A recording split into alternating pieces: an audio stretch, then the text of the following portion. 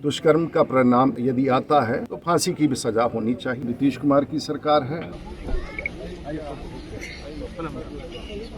सम्राट चौधरी की सरकार है, नरेंद्र मोदी की सरकार है, राजीव प्रताप रूडी की सरकार। और हम लोग के रहते हुए क्राइम हो जाएगा इस जिला में। सांगा समाज की लड़की, एक राजपूत समाज की लड़की जिसकी मृत्यु चाहे जिस कारण से हो, पूरे भारतवर्ष में ढिंढोरा पीटना ये हमारे समाज के लिए कलंक। दुखद है कि बच्चे की जान चली। ये सवाल अलग है कि वो कूदने से मरी या उसे धक्का दिया गया, उसके साथ दुष्कर्म हुआ। बच्ची बहुत छोटी और घटना के क्रम में पुलिस ने पूरा अनुसंधान किया है। नमस्कार, द इंडिया टॉप देख रहे हैं। मैं हूं आपके साथ बिरजू सिंह। छपरा कांड में पीड़ित परिवार से सांसद राजीव प्रताप रूडी मिलने पहुंचे, परिवार वालों से बातचीत किया, उनकी बातों को भी सुना। दुष्कर्म का परिणाम यदि आता है तो फांसी की भी सजा होनी चाहिए। हालांकि पहले भी राजीव प्रताप रूडी वीडियो कॉल के जरिए मां से बात किए थे। उन्होंने आश्वस्त किया था कि बच्ची को न्याय हम लोग दिलाकर रहेंगे, अंतिम दौर तक लड़ाई लड़ेंगे। एक लंबे वक्त बाद जब कई तरह के सवाल खड़े हो रहे थे, राजीव प्रताप रूडी पहुंचे हैं। सांगा समाज की लड़की, एक राजपूत समाज की लड़की जिसकी मृत्यु चाहे जिस कारण से हो, पूरे भारतवर्ष में ढिंढोरा पीटना ये हमारे समाज के लिए कलंक। और एक एक पहलुओं पर परिवार के लोगों के साथ, आला अधिकारियों के साथ घटनास्थल पर पहुंचकर बातचीत किया। घटनास्थल पर जाकर उस कुएं को भी देखा जिस कुएं में बच्ची जो है वो मृत अवस्था में पाई गई थी। और इसके बाद राजीव प्रताप रूडी ने जो कहा है उस बयान को सभी को सुनना चाहिए। राजीव प्रताप रूडी ने बारीकी तरीके से चीज़ों को समझने के बाद, ग्राउंड पर चीज़ों को देखने के बाद बड़े ही संयम तरीके से अपनी बयानबाजी जो है वो की है। और इस सरकार में नीतीश कुमार की सरकार है, सम्राट चौधरी की सरकार है, नरेंद्र मोदी की सरकार है, राजीव प्रताप रूडी की सरकार है। न्याय हमारे लिए सबसे अहम रखता है। लाश को पोस्टमार्टम के लिए भेजा गया है, उसका रिपोर्ट आया है। और आमतौर पे मुझे लगता है कि इस तरह की घटना में राजीव प्रताप रूडी जैसे नेताओं से बाकी लोगों को सीखना चाहिए।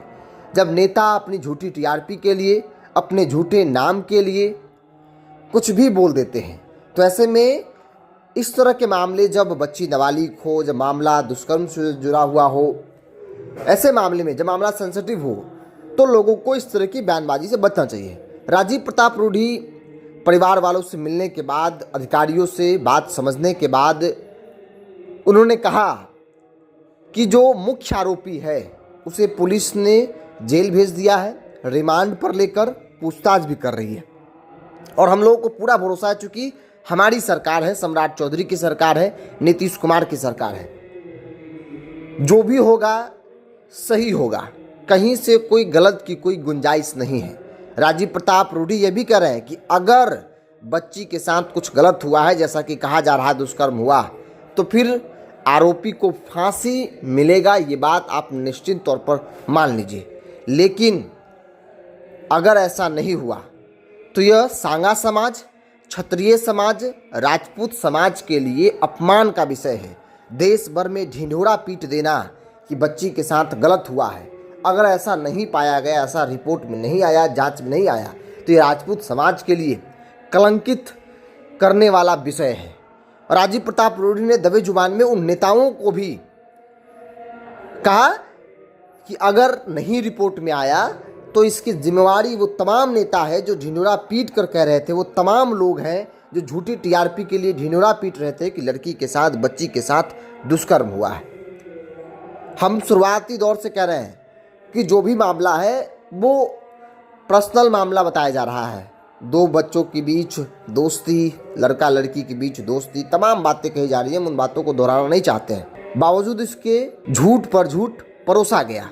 राजीव प्रताप रूडी चूंकि इस पूरे मामले को बहुत बारीकी से देख रहे, एक सांसद के तौर पर, एक नेता के तौर पर, एक राजपूत नेता के तौर पर, चूंकि मामला राजपूत समाज से जुड़ा हुआ है, एक एक पहलुओं पर राजीव प्रताप रूडी दूर से रहकर भी रोज अधिकारियों से बात करना, पूरे घटनाक्रम, हर एक एक्टिविटी की जानकारी लेना, पुलिस क्या कर रही है, आगे क्या करना चाहिए, तमाम पहलुओं पर लगातार बातचीत कर रहे थे।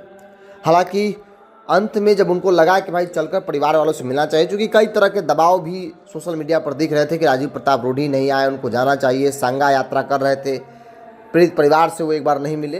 अंत में राजीव प्रताप रूडी गए, पीड़ित परिवार से मुलाकात किए।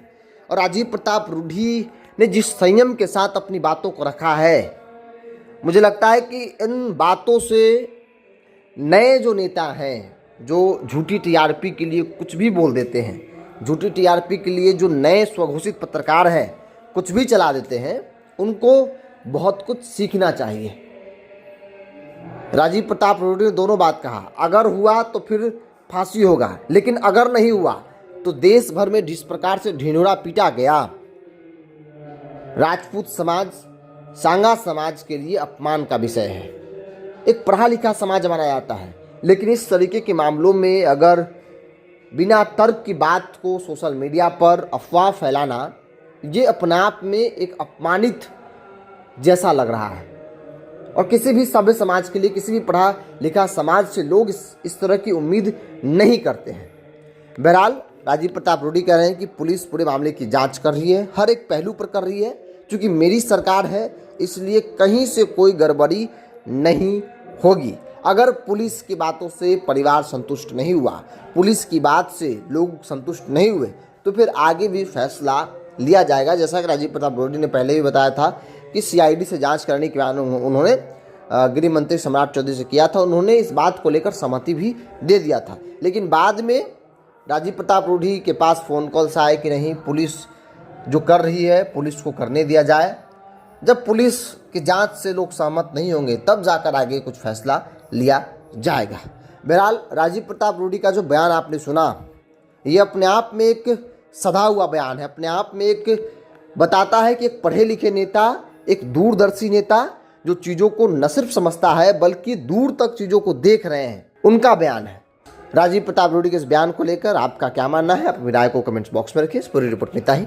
बहुत बहुत धन्यवाद।